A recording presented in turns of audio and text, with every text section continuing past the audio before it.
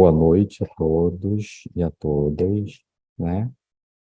Eu agradeço mais uma vez a oportunidade de estar aqui, agradeço o convite, Márcia, que partiu diretamente de você dessa vez, né? Temos um descanso, a Leila e a Milson, né?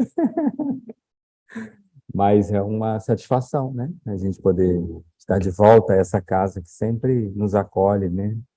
De portas abertas e com muito amor no coração, né? E também uma satisfação poder rever alguns companheiros encarnados e desencarnados que imaginariamente a gente supõe que estão aqui, né? E com certeza estão, né? Para nos darem essa sustentação, esse apoio, esse acolhimento, né? Bom, como a Márcia já colocou, né? O tema gira em torno dessa obra, desse espírito, Hamed, pela psicografia do médium Francisco do Espírito Santo Neto, né? E nos cabe aí fazer algumas reflexões em torno dessa temática, e é uma palavrinha tão curta, né? Mas que dá pano para manga na vida da gente, né? É um tema, assim, que faz a gente pensar mesmo diariamente, né? E fazer uma avaliação constante de como está esse tema nas nossas vidas, né? E aí, assim, eu gostaria de fazer uma reflexão com vocês, trazendo um pouco mais essa reflexão para a vivência de cada um, né? Para a experiência pessoal de cada um, para depois a gente discorrer aqui sobre algumas reflexões em torno da obra, em torno da temática, teoricamente falando, né? E essa reflexão vai assim, ao encontro dessa questão mesmo da coragem em nossas vidas, né? Ou seja, eu gostaria de fazer um exercício aqui com vocês para que vocês pensassem no momento da vida de vocês em que vocês sentiam uma necessidade extrema de tomar uma decisão e que vocês esbarraram com a falta de coragem. Fazer um resgate breve, seja lá o que for, aqui a gente não tem a preocupação de marcar foi isso, foi aquilo, né? Mas o que importa agora é um resgate dessa experiência através do sentimento, porque creio que essa experiência, essa vivência já ocorreu, ou há algum tempo, ou um tempo um tanto quanto não tão distante, mas já faz parte de um passado, seja longínquo ou seja um passado recente, né? E aí, assim, o que nos importa refletir um pouco agora é resgatando essa experiência na vida de vocês, em que vocês sentiram uma extrema necessidade de prosseguir numa decisão, mas esbarraram com a falta de coragem.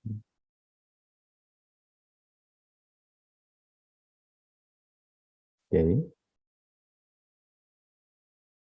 Pensando nessa questão, hoje, e se reportando um pouco ao fato quando aconteceu essa falta de coragem, né?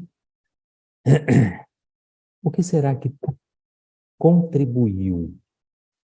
O que contribuiu para alimentar em vocês a falta da coragem? Pode falar, quem quiser. O que contribuiu para que deixassem de ter coragem, né? Isso. O que contribuiu para alimentar a falta de coragem? Medo. Medo. Medo do julgamento. A Márcia foi bem específica, o medo, mas é um medo do julgamento alheio. É isso?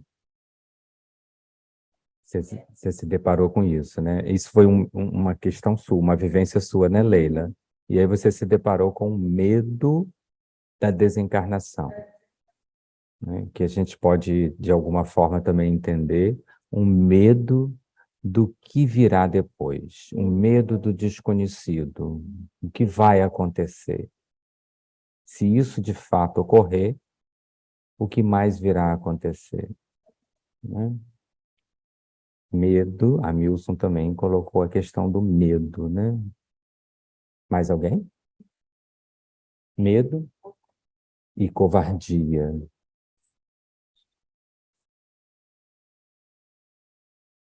Mais alguém quer falar? Então, eu acho que a temática do medo é unânime aqui, né? Nós encarnados somos 8, dos 8, 4 se posicionaram com a questão do medo. Vou botar mais um aqui, 5, né? Eu também, né? O quanto essa questão, ela é realmente muito forte e limitadora para que a gente consiga, de fato, avançar no desejo de tomar decisões e, muitas das vezes, entendendo que tomar decisões é a única alternativa que nos resta. Mas que, muitas vezes, isso paralisa, né? Como o medo tem essa função na vida da gente, de nos paralisar frente às decisões que precisamos tomar, né?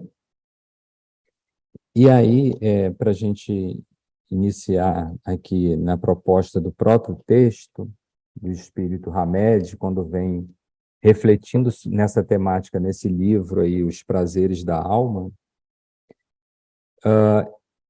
eu queria aproveitar essa reflexão que ele traz aqui, depois a gente retoma isso aí que a gente viu agora, né? Quando o Hamed faz a seguinte colocação nessa obra: usar a própria alma como guia e não precisar do consentimento exterior é a utilização correta da verdadeira coragem.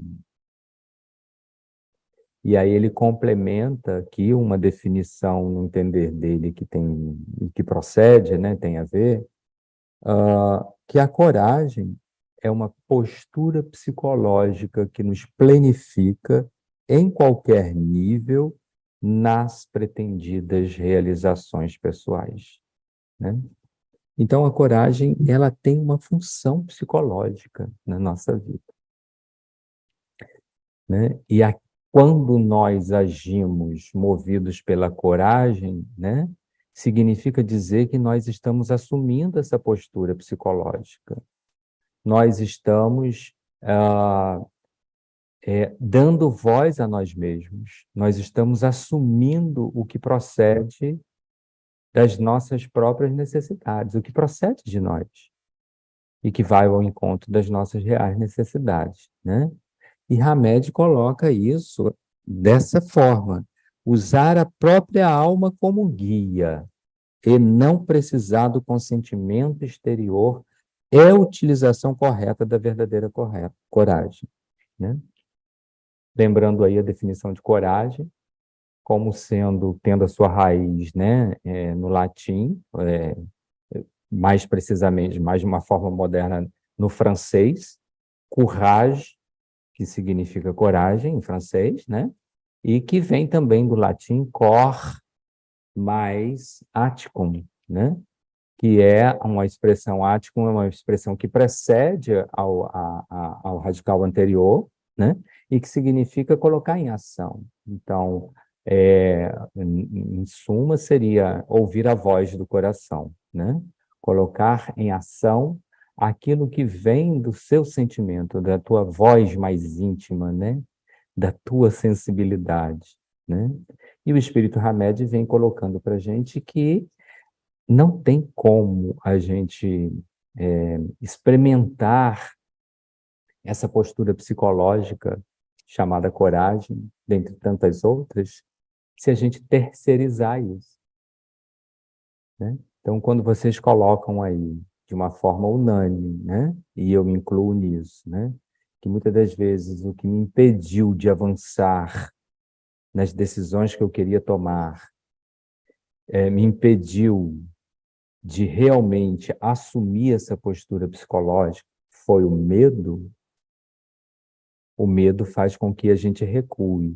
Mas a gente recue para um lugar que não é confortável, não é agradável, né? E que ele gera na gente uma série de outras questões e de conflitos, de transtornos, quando nos faz pensar, poxa, mas não era isso que eu queria fazer, não era assim que eu queria agir, mas o medo mandou que eu recuasse. Mas eu não queria recuar naquela hora. Eu não queria me entregar, eu queria avançar. O que me impediu de avançar? E aí a Márcia coloca o medo do julgamento.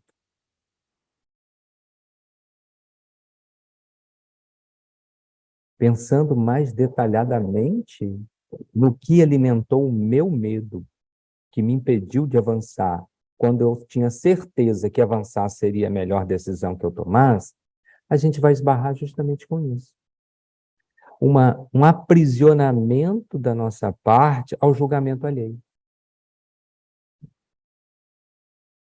à opinião alheia. Como nós atravancamos o nosso processo de amadurecimento psicológico, que muitas das vezes, alimentando esse medo, nos faz recuar nessa proposta, mas nos faz recuar e que nós aceitamos essa imposição do medo ou do julgamento alheio, mas que sentamos num lugar que não foi a gente que preparou, que a gente não gostaria, porque ele faz isso com a gente.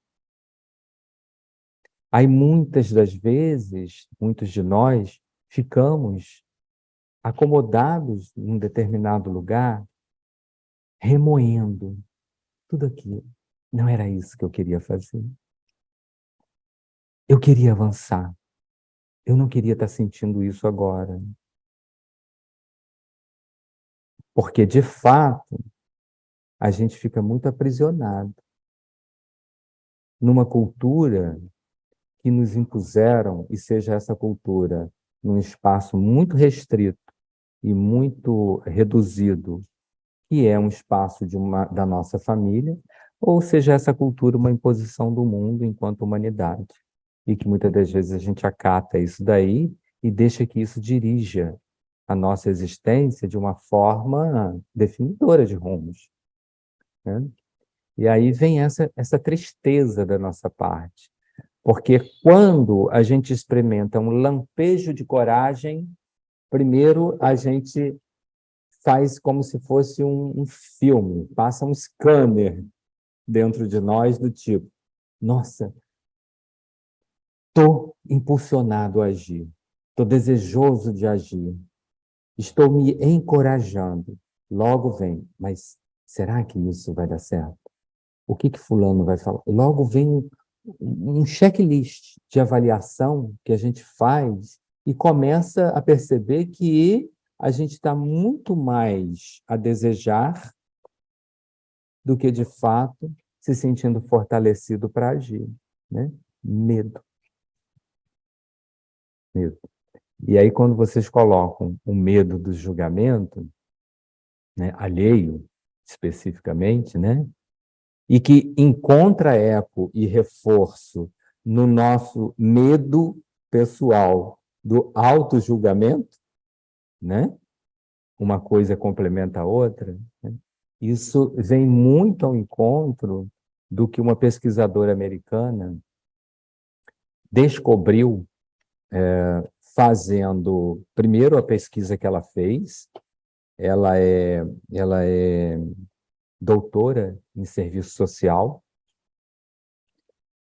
e a pesquisa dela iniciou como uma indagação pessoal que foi alimentada por uma insatisfação profissional dela. Então, ela questionava muito, né, como é que ela poderia ser útil numa profissão em que tratava o ser humano, né, ou melhor dizendo, que era valorizada na sociedade ou menos valorizada numa sociedade por tratar das questões sociais daqueles que estavam vulneráveis na vida, socialmente falando, né? E ela, com isso, ela passou a indagar a ela mesma, né? Como é que isso iria repercutir na vida profissional dela, ou como é que isso iria trazer para ela uma satisfação pessoal e profissional, trabalhando numa área pouco compreendida, desvalorizada, né? Porque a sociedade muitas das vezes não entende a proposta dessa profissão, né? Mas como é que ela poderia transformar esse limão numa limonada, né? E ela começou a fazer essa pesquisa e se deparou assim com algumas classes de pessoas. Dentre essas classes, ela descobriu uma classe de pessoas que entendiam que elas mereciam o amor e o pertencimento. Elas eram merecedoras de amor e de pertencimento, o que mais adiante ela vai traduzir esse pertencimento por uma conexão consigo mesmo, né? Com cada pessoa. E nessa classe de pessoas que compreendia que mereciam o amor e o pertencimento, ela também percebeu que existia uma outra parcela aí que entendia, ou melhor, tinha dúvida se mereceriam a bondade ou serem boas com elas próprias ou a bondade dos outros. Então, uma parte entendia que merecia o amor. Elas entendiam que elas estavam conectadas com o sentido da vida, né? Porque elas acreditavam que mereciam o amor. E, por isso, faziam com que elas se pertencessem mesmo, né? Ou seja, uma valorização pessoal clara e sem conflito nenhum. Mas dentre essas pessoas haviam algumas que tinham dúvida se mereceriam ser boas com elas mesmas ou com os outros, né? Então, nessa classe de pessoas, ela descobriu que o que alimentava essa dúvida que elas tinham, se mereceriam ser bem tratadas e se mereceriam ser boas consigo mesmas, descobriu que existia ali uma questão muito preponderante, que era a questão da vergonha. Elas alimentavam uma ideia de que elas não mereceriam receber a bondade alheia e serem boas consigo mesmas, porque elas sentiam algum tipo de vergonha. E essa vergonha, essa pesquisadora depois se aprofundou nessa questão, por que que isso existia e o que alimentava a vergonha na vida do ser humano. Essa pesquisadora chegou a uma ideia, né, a uma realidade lá da pesquisa, que revelou que a vergonha era alimentada por um alto índice de vulnerabilidade. Então, nos sentirmos vulneráveis na vida significa entender que algo em mim não pode ser percebido pelo outro. A vulnerabilidade faz com que a gente queira esconder da gente e do outro algo que não pode ser revelado. E quando nós alimentamos esse estado psicológico, né, isso faz com que a gente queira se excluir, queira se esconder. Se a gente perceber direitinho, vem muito ao encontro do que vocês falaram, a questão do medo, né? Então, quanto mais eu insisto em me esconder, mais eu empodero a vergonha que eu sinto de me expor. Porque, em última análise, a vergonha é não querer que apareça algo que eu entendo que não é digno de ser percebido. Mas o que é que não pode ser percebido? Percebe que é muito mais uma autoexigência da nossa parte? É muito mais... Oi, pode falar, Márcia. O orgulho, a Márcia está falando, o orgulho da nossa parte, né? Porque isso faz com que a gente queira o tempo inteiro recuar para aquele lugar que nos paralisa. E que, de certa forma, com o passar do tempo, dos anos, ocupando esse lugar, a gente se acomoda, mas se acomoda porque passa a entender que é a única coisa que nos resta.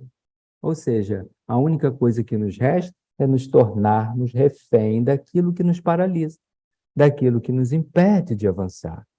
Seja o medo, seja a vergonha, seja esse sentimento de vulnerabilidade, né? Porque, por exemplo, tirando aqui pela gente, né? Então, a Márcia me convidou para eu vir aqui, né? No momento que ela me convidou, eu parei, pensei, bom, o que eu tenho de compromisso? Essa foi a minha primeira questão. Aí, né, fiz um escaneamento ali e percebi que eu tinha essa data disponível, né? Mas se junto com isso eu vim para assim, mas, nossa, será? Será? Eu acho que não sou a pessoa mais adequada para falar sobre esse tema.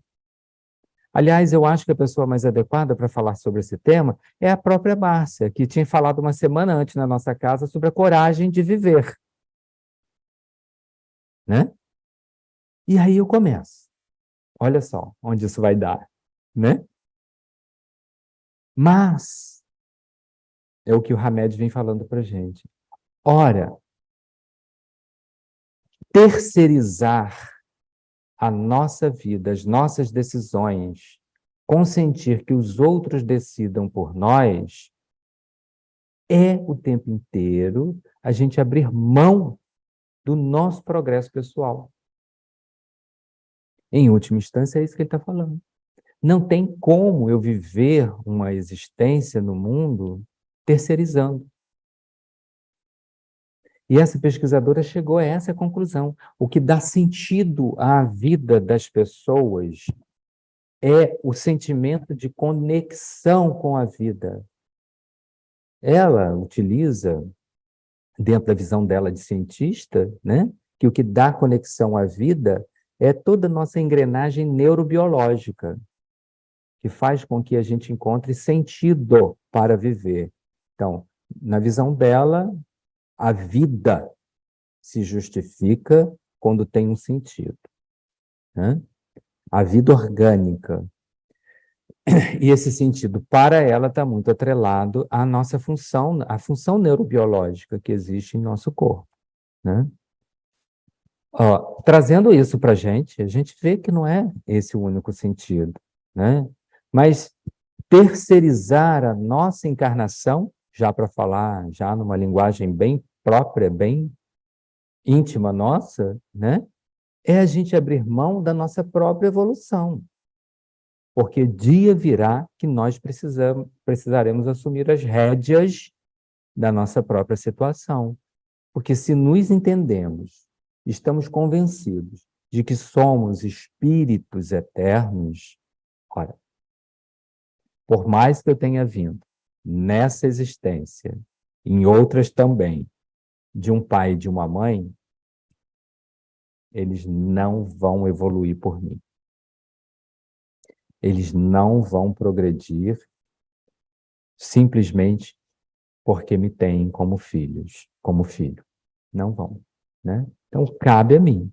E o que o Espírito Hamed vem nos chamando a atenção é nesse sentido, né? Quando ele coloca essa questão aí de uma forma muito clara. A coragem é uma postura psicológica que nos plenifica em qualquer nível nas pretendidas realizações pessoais, né? E aí a pesquisadora chega a essa conclusão: não tem como nos plenificarmos na vida se não encararmos a nossa vulnerabilidade de se expor na vida. Seja essa exposição em qualquer nível que seja. Ela até usa de uma forma muito brincalhona, né? Que ela se aprofundou, descobriu o que estava impedindo as pessoas de se planificarem na vida. E ela chegou à conclusão da vergonha. Mas o que alimenta a vergonha? O sentimento de vulnerabilidade das pessoas. Ela falou assim, então agora eu já descobri. Eu vou dar uma rasteira na vergonha e vou nocautear a vulnerabilidade, porque eu vou falar para a vulnerabilidade assim, olha, eu estou aqui tremendo de medo, mas eu vou fazer o que eu tenho que fazer. Eu sei o quanto eu estou vulnerável. E aí eu falando, Pedro agora, né? Eu sei o quanto eu estou vulnerável ao olhar de cada um de vocês. Porque no momento que me ouvem falar, um filme passa na cabeça de vocês, né? Mas esse é o risco que eu corro. Ou eu aceito o convite ou não aceito o convite. Se não aceito o convite, eu vou lá e sento no meu lugar. Poxa, mas eu queria tanto estar lá. Eu queria tanto contribuir com aquela casa, refletindo nesse tema que nos é tão afeito, porque, como humano, eu passo por isso também, falando, conversando sobre esse tema, naquela casa que eu já conheço, entre aqueles colegas, aqueles amigos que eu já conheço, que eu convivo.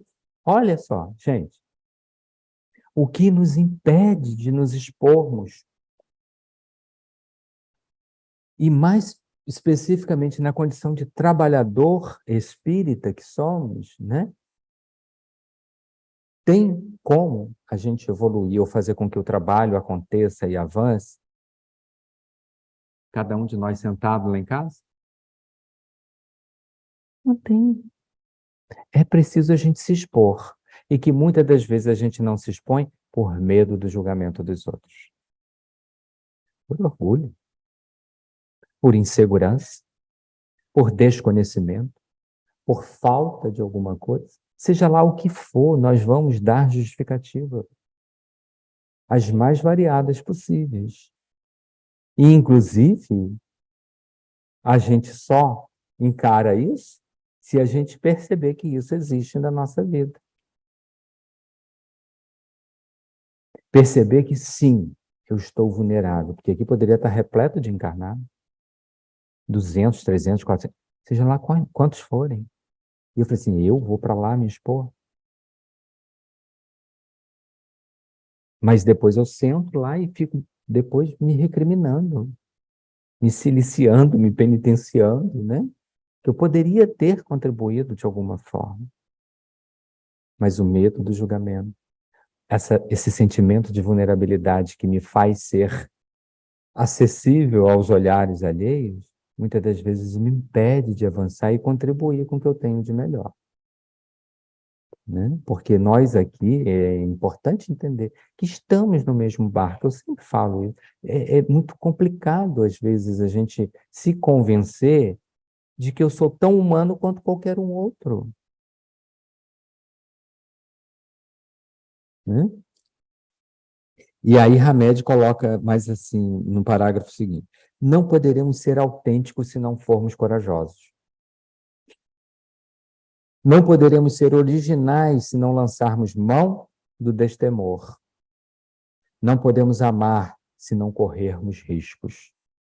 Ora, não interessa, não interessa o outro, nesse sentido mesmo, de que eu não posso pautar a minha existência, fazer as minhas escolhas, avançar e correr os riscos, se eu ficar atrelado ao que o outro quer, ao que o outro espera de mim.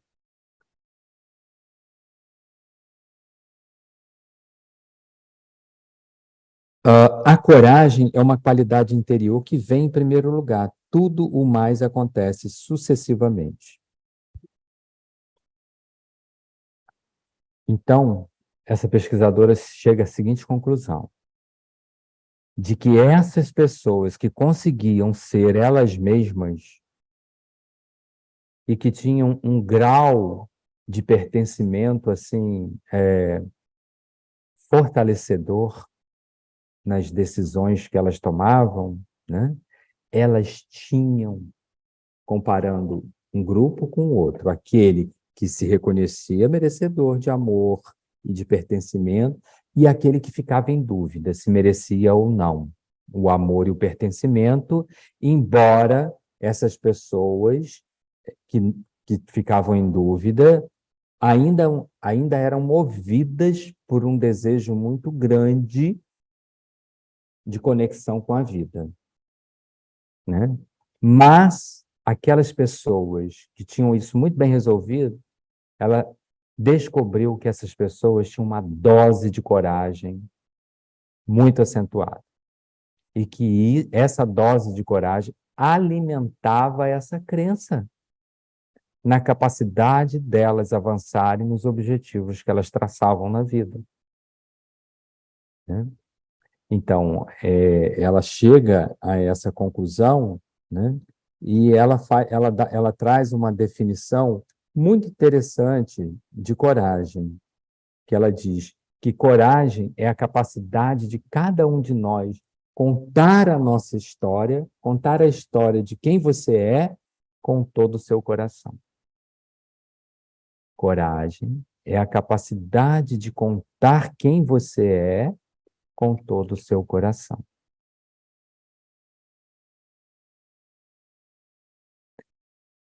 E essa história, antes dela ser contada para o outro, ela precisa ser contada para a gente. Quem sou eu? Verdadeiramente, quem sou eu com todo o meu coração? Ora, por que eu tenho vergonha de me expor, do julgamento alheio?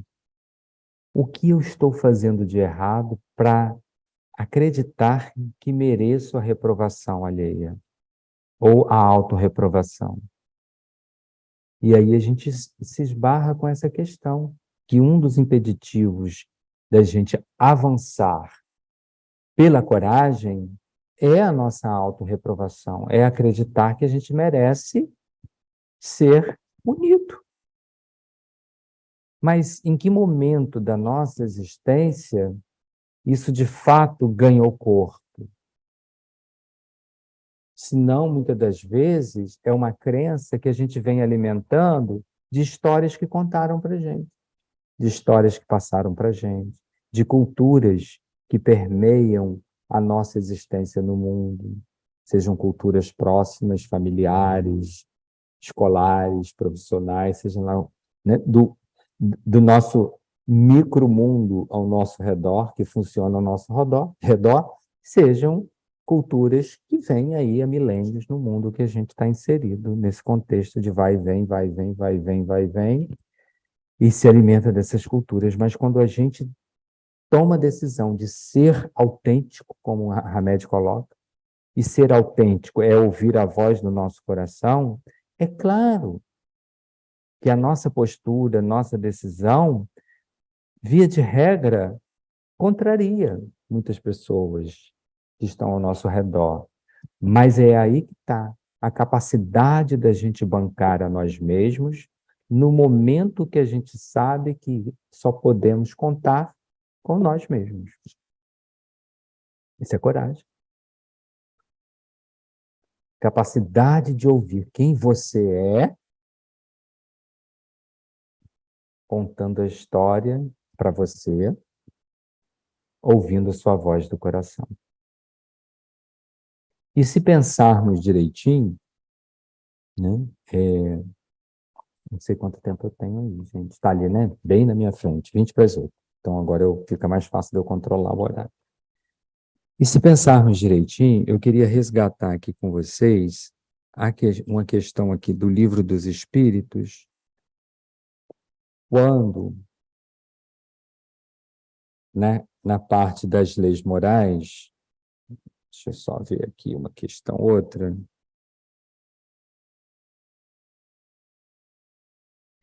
Na questão da lei de liberdade, quando Kardec fez a seguinte pergunta, porque o que a gente viu até agora é o quanto nós estamos presos a convenções sociais, que nos impede, muitas das vezes, essas convenções nos impedem de avançarmos nos objetivos que queremos alcançar em nossas vidas.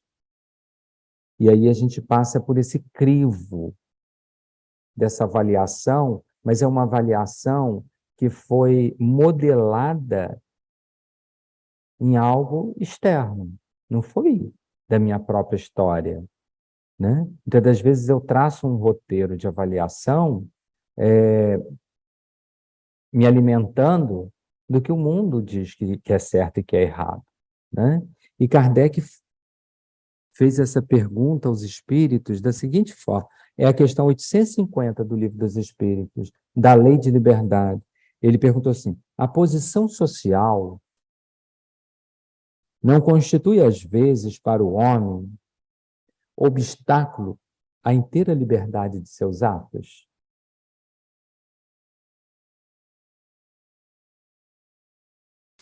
A posição que nós ocupamos no mundo, cada um de nós aqui, ocupamos nessa atual encarnação.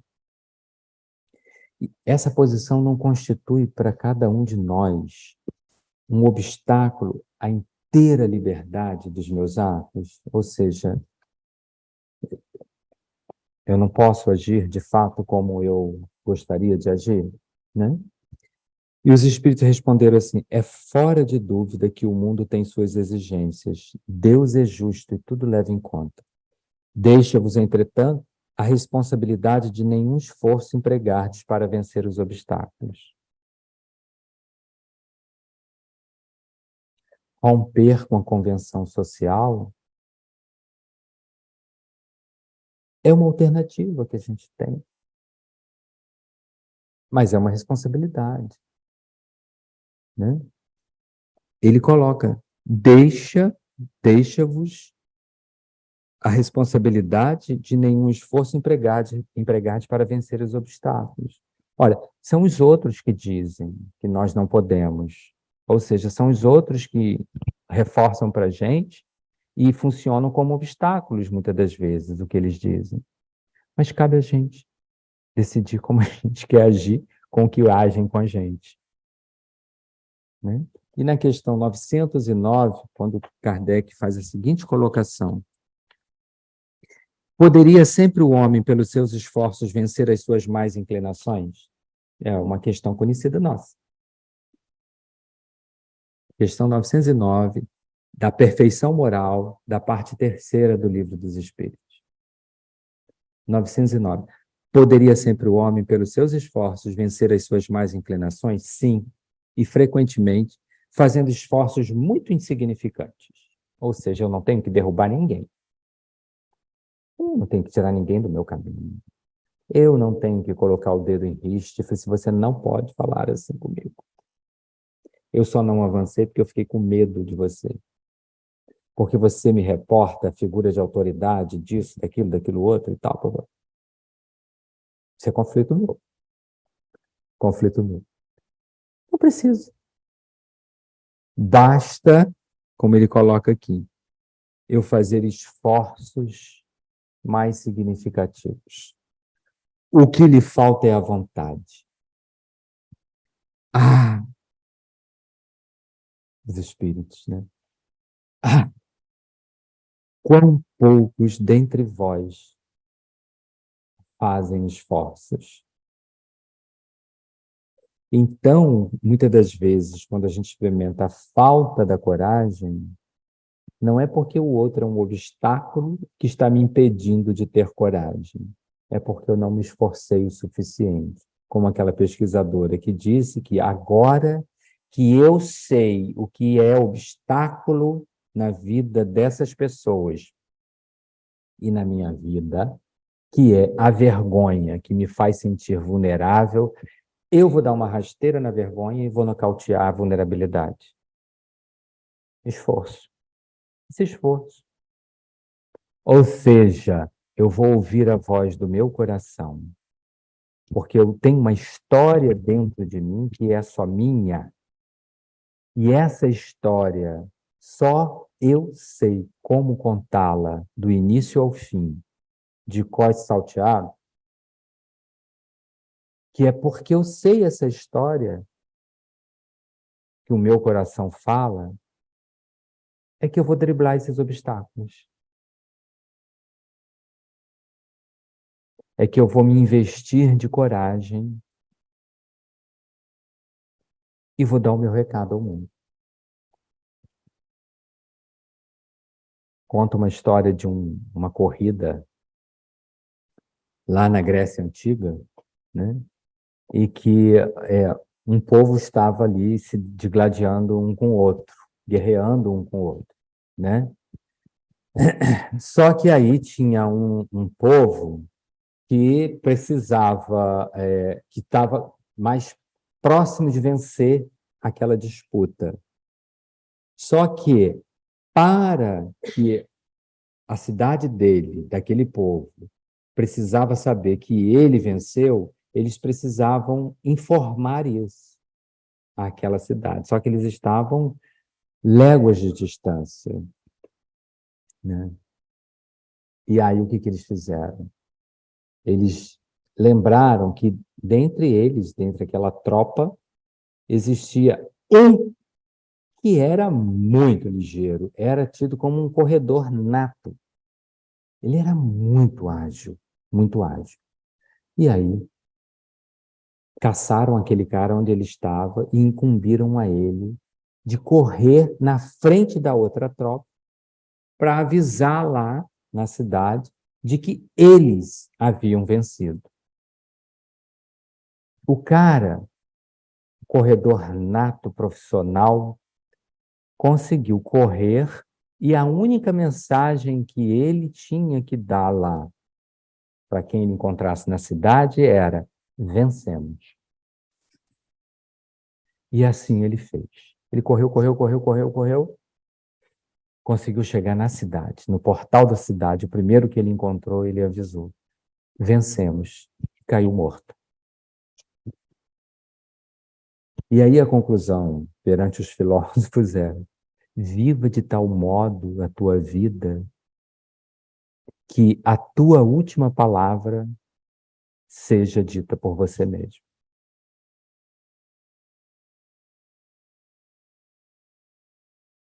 E assim é essa questão. Nós não podemos terceirizar a nossa vida a ninguém. A última palavra quem dá somos nós, num ato de coragem nosso. Se nós pegarmos agora, né, a questão nossa, enquanto espíritas, se nós fizermos um esforço, não muito grande, insignificante, como diz os espíritos aqui, né, na questão 909. E se nós começarmos a rebobinar um pouquinho essa nossa última existência e chegarmos à reflexão do nosso preparo para reencarnar, nessa encarnação agora que nós estamos, revestidos com esse corpo que nós escolhemos, que nós endossamos, que nós aprovamos e concordamos, né? Se nós recuarmos um pouquinho nesse projeto reencarnatório nosso, quando os espíritos que endossam a nossa reencarnação estavam juntos de nós, ajudando-nos a preparar esse retorno, quando eles finalizaram, eu falei assim: então é isso, né, Pedro? É isso que você vai querer? Seu nome vai ser Pedro, né? É isso que você vai querer e tal, papapá. Beleza? Beleza. E aí eu endossei junto com eles. Esse endosso junto com eles, porque está lá a minha assinatura junto com eles. Está lá. Esse endosso, essa assinatura que eu firmei lá com eles, desse retorno meu atual, o que fez com que eu endossasse esse retorno meu? senão um ato de coragem. O retorno nosso nessa encarnação atual foi um ato de extrema e valiosa coragem da nossa parte. Embora a espiritualidade tenha passado em xeque comigo, toda essa programação, na programação estão incluídas algumas coisas que eu não concordo, acho que eles erraram, acho que, sabe, eu dei uma moscada lá, fechei os olhos, eles foram lá incluir alguma coisa que eu não gosto e que eu não concordo. Embora tudo isso que eu possa aventar, né? Mas eu assinei. E assinei por um ato de legítima coragem. Coragem. No momento em que eu assinei, eu falei assim, não, eu estou ouvindo aqui a voz do meu coração que me diz que eu tenho uma história muito pessoal e que essa história precisa ser colocada à prova. Qual é a prova? A reencarnação. Então, eu vou aceitar. E essa aceitação passou por esse ato de coragem.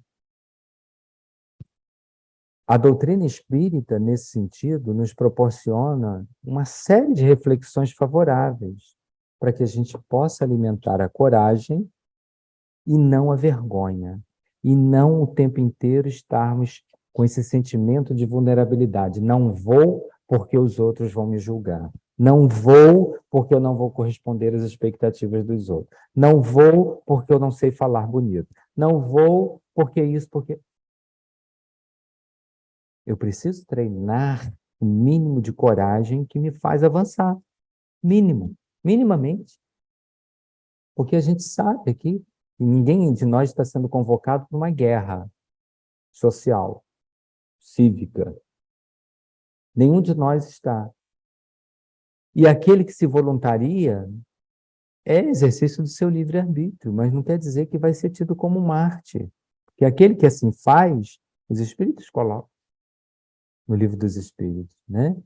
E ele está abrindo mão da sua vida. De certa forma, ele dispõe da opção de viver em função de uma necessidade muito pessoal, que é de ser mártir, por exemplo, né? Enfim. Mas a doutrina nos proporciona reflexões muito saudáveis, quando, inclusive, nos traz um dos seus princípios básicos a questão da imortalidade da alma. Ora, se somos imortais, acreditamos nisso, viver acreditando nisso já é outra questão, né? Mas aceitamos essa condição de sermos imortais, né? Por que insistirmos que os outros sabem mais e melhor a meu respeito e o que é melhor para mim do que eu próprio? Por que insistirmos em terceirizarmos? Nós não temos a necessidade, né, de pautar a nossa existência, de traçar a nossa história de vida pelo que os outros acham. A nossa grande dificuldade é a gente assumir a nossa vulnerabilidade de uma forma produtiva, de uma forma positiva, né? Porque quando eu admito que eu não sei, imediatamente eu estou entrando em contato com uma vulnerabilidade minha. Eu não sei. Ora, admitir que eu não sei determinadas coisas num mundo e numa sociedade que me pede o tempo inteiro que eu tenho que saber de tudo, admitir isso é admitir que é vulnerável na vida e que não corresponde à expectativa no mundo. Assumir que não corresponde à expectativa do mundo, muitas das vezes, para muitas pessoas, é adoecedor. É paralisante. Só que nós somos imortais. E ser imortal significa que quem constrói o rumo da minha vida infinita sou eu. Os espíritos respondem o tempo inteiro: ninguém mesmo evolui por ninguém. E eu estou falando isso a nível espírita, porque enquanto humanidade não vai fazer essa reflexão. Mas enquanto espíritas, nós temos recursos abundantes aos montes para fazermos essas reflexões. Graças a Deus, isso é uma dádiva. Porque o fato de conseguirmos ter ferramentas para refletirmos dessa forma significa dizer que não somos presas de ninguém. Não podemos admitir, enquanto espíritos ocupados e interessados e responsáveis pela nossa destinação individual, enquanto espíritos em evolução, não podemos terceirizar, não podemos acreditar que essa evolução se dará se, e se somente se, alguém se apiedar de mim e traçar o rumo da minha evolução. Essa conta não vai fechar. Para a gente fechar, eu quero fechar aqui com a nossa querida amiga e benfeitora Joana de Ângeles, quando ela nos traz essa reflexão nesse fantástico livro, Jesus e a Atualidade, quando a benfeitora querida nos diz de Jesus e coragem. E ela fala assim para a gente: a coragem, sob tribulação ou fora da tribulação, busca Jesus. Em dúvida atroz ou perseguido, pensa em como ele agiria nessa situação e faze conforme te inspire a consciência reta. Reflexiona com tranquilidade em torno da coragem de Jesus e busca-lhe o exemplo. Ele só fez os feitos que ele fez por um ato de extrema coragem, porque ele não estava comprometido com as convenções sociais. Ele tinha uma outra função, um outro propósito, e eu acho que muitas das vezes falta na gente isso. O que faz sentido para mim? Qual é o meu propósito? Qual é o meu objetivo? Poxa, eu recuar vai me ajudar a resolver a questão que eu tanto preciso recuar, porque alguém não vai entender a minha decisão, não vai aceitar.